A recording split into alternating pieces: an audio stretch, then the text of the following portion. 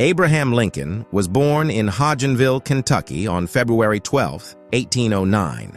His father was Thomas Lincoln, a respectable farmer, and his mother was Nancy Hanks, who had moved to the state from Western Virginia. Unfortunately, young Abraham was not destined to grow up in a wealthy family. In 1816, his father lost most of his property due to lengthy legal disputes caused by a fateful error in the land ownership documents.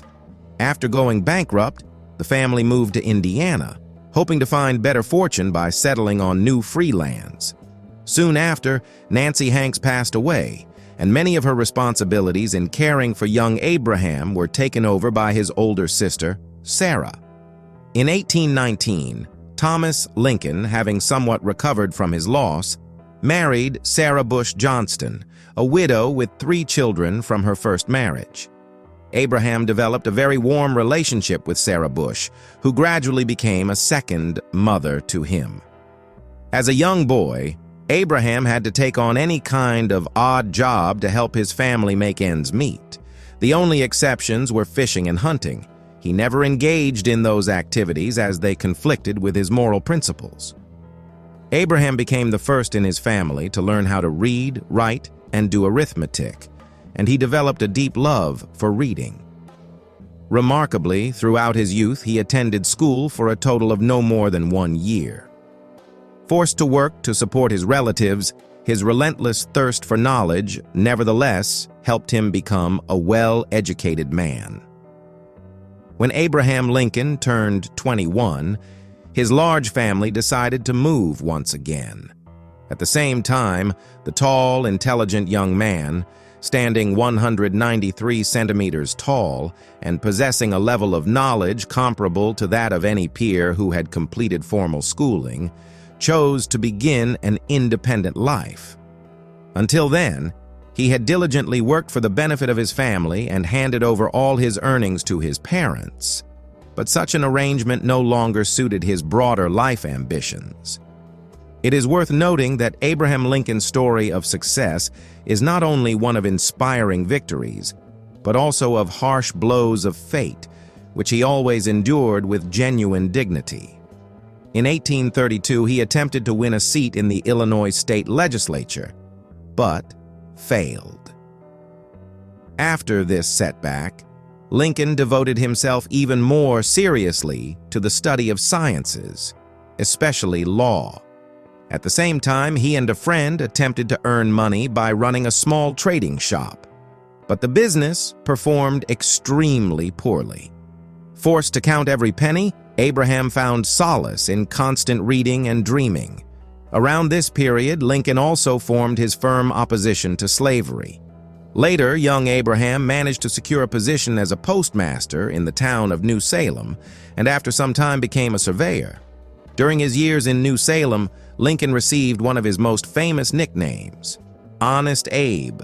Money remained scarce, and he often had to borrow from friends, but he always repaid every debt in full and on time, which further cemented his reputation for honesty. In 1835, Abraham Lincoln again ran for the Illinois state legislature, and this time he was successful.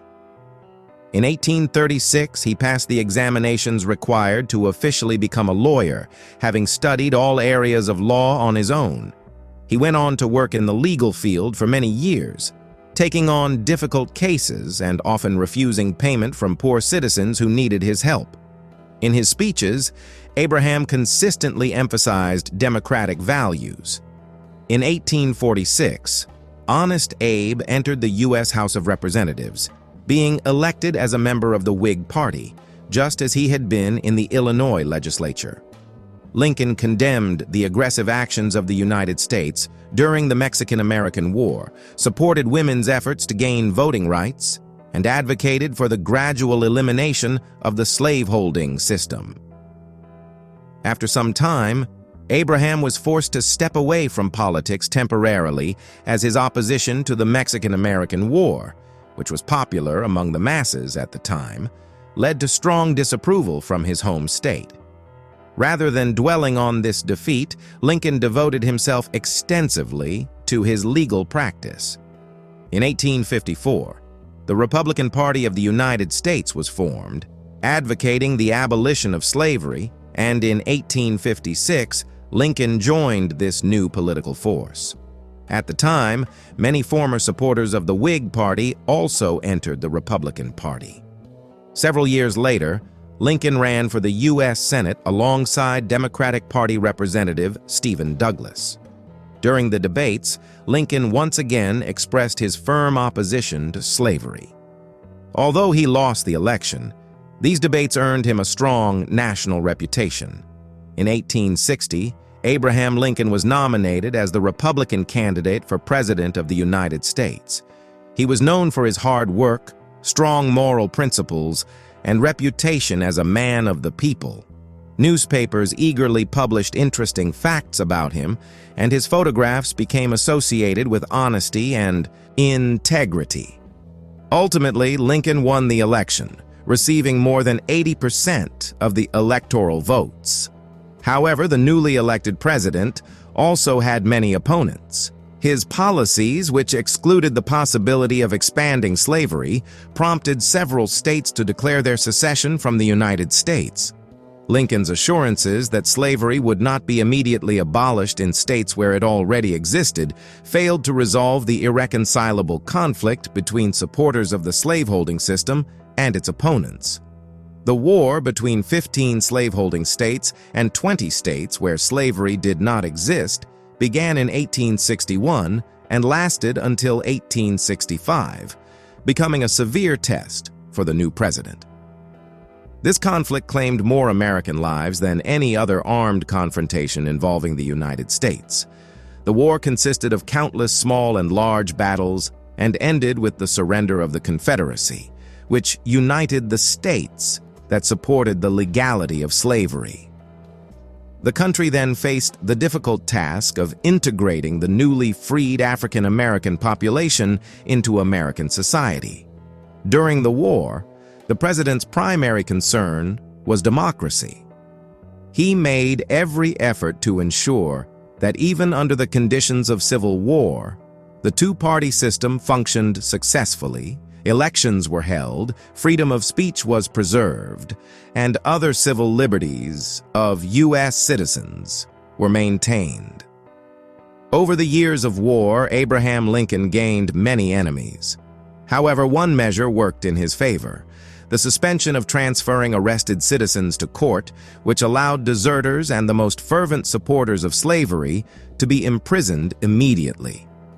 The Homestead Act also gained popular support. Under this law, a settler who began cultivating a piece of land and building structures on it became its rightful owner. All of this enabled Lincoln to be re-elected for a second term.